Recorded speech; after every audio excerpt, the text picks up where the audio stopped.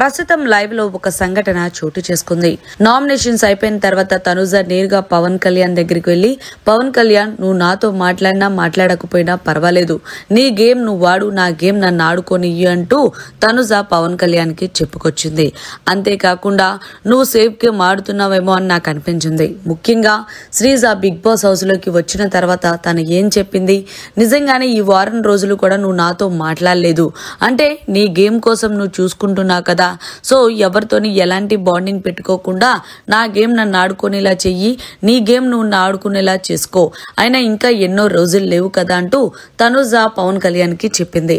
అయితే పవన్ కళ్యాణ్ నాకు కూడా ఇదే కావాలి, ఇప్పుడు నువ్వు ఎవరితోని బాండింగ్స్ పెట్టుకోకుండా నీ ఇండివిజువల్ గేమ్ ఎలా ఆడతావో చూడాలని అనుకుంటున్నాను.